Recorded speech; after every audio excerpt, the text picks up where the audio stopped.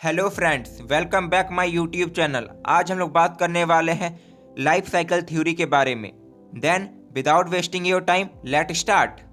ये एडवाइस कई लोगों से सुनने मिलेगा कि अपनी इनकम का 10% आपको बचाना ही चाहिए, लेकिन स्टडीज़ बताते हैं कि बल्कि आप बस इनकम का 10% बचाने से कोई गारंटी नहीं है आप अमीर बन सकते हैं, बल्कि फ्यूचर जिसका कोई भरोसा नहीं है उसके लिए बचाने के चक्कर में आज का खुशियों का गला दबा रहे होंगे आप।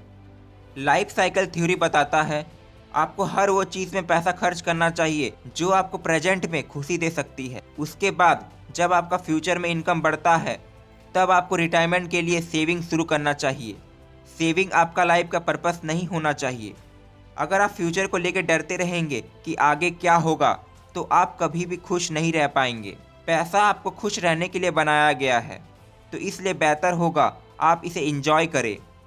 आप अपने आसपास के लोगों को ध्यान से देखें तो आप ये जानेंगे कि यही सेम पैटर्न सभी पे अप्लाई होता है।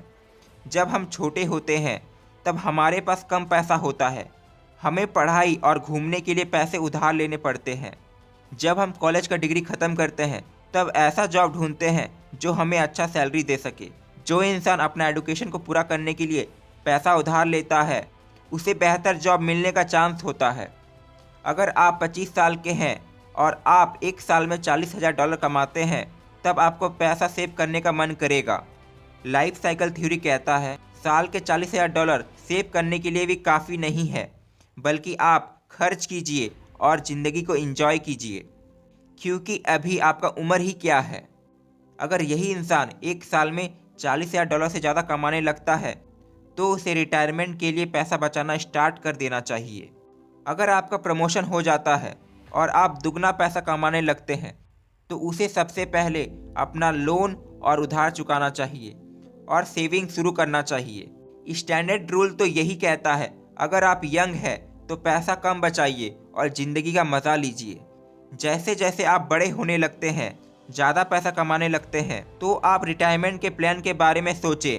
लाइफ साइकिल थ्योरी आपको अपने पैसा को इंजॉय करना सिखाता है। आपका गोल मिलियनर बनने का नहीं होना चाहिए, बल्कि ये मानना चाहिए ज़िंदगी तो छोटी सी ही है, इसलिए आपको फ्यूचर का चिंता करने के बजाय ज़िंदगी को इंजॉय करना चाहिए। अगर आपका उम्र 35 है या उससे ज़्यादा है तो आपको क्या करना चाहिए, चलिए जानते हैं। कीप इट सिंपल, यानी कि लोग इन्वेस्टमेंट के बारे में सोच के घबरा जाते हैं। कुछ लोगों के पास बहुत पैसा होता है लेकिन फ्यूचर को एकदम एक्यूरेट प्रिडिक्ट नहीं किया जा सकता, इसलिए वो किसी भी इन्वेस्टमेंट में पैसा लगाने से डरते हैं। इन्वेस्टमेंट अलग अलग तरह के होते हैं। पहला, आप लिक्विड एसिड में इन्वेस्ट कर सकते हैं। लिक्विड एसिड रिस्की नहीं होता है क्योंकि ये एसिड है जिन्हें जब भी पैसा का ज़रूरत हो तो आप इसे बेच सकते हैं। जैसे कि मेडिकल इमरजेंसी में आप इस एसिड को बेचकर अपना पैसा का ज़रूरत को पूरा कर सकते हैं।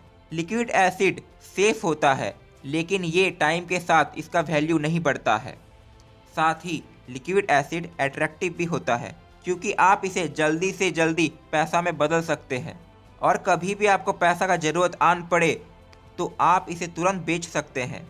इसके मुकाबले जब आप बॉन्ड या स्टॉक में इन्वेस्ट करते हैं तो हो सकता है कि आप बहुत बड़ा प्रॉफिट कमाएं, लेकिन उसके साथ उतना ही बड़ा रिस्क जुड़ा हुआ होता है। जैसे कि सोचिए आपके पास $1,000 है और आपने ये पैसा गवर्नमेंट बॉन्ड में लगा दिया है। सिचुएशन को स्टडी करने से लगता है कि आप अगले 30 साल में $5,000 बना ही लेंगे। अब मानिए कि अभी आप 40 साल के हैं। जब आपको थोड़ा प्रॉफिट होने लगे तब आप 70 साल के होंगे। आपका पैसा अपने शुरुआती रेट से 5% ज़्यादा बढ़ जाएगा। अब मानिए गवर्नमेंट बॉन्ड लेने के बजाय आपने स्टॉक लेने का सोचा। स्टॉक मार्केट में प्रॉफिट होने का 50-50 चांस होता है। उस $1,000 का आपको $2,000 भी मिल सकता है या आपको $20,000 भी मिल सकता है। मार्केट को स्टडी किए बिना स्टॉक में इन्वेस्ट करना आपको भारी पड़ सकता है। ज़्यादातर लोग सक्सेसफुल कंपनी में पैसा लगाने का गलती करते हैं। ऐसे ही कंपनी टाइम के साथ नीचे जाने लगता है, यानी कि अंडर परफॉर्म करने लगता है।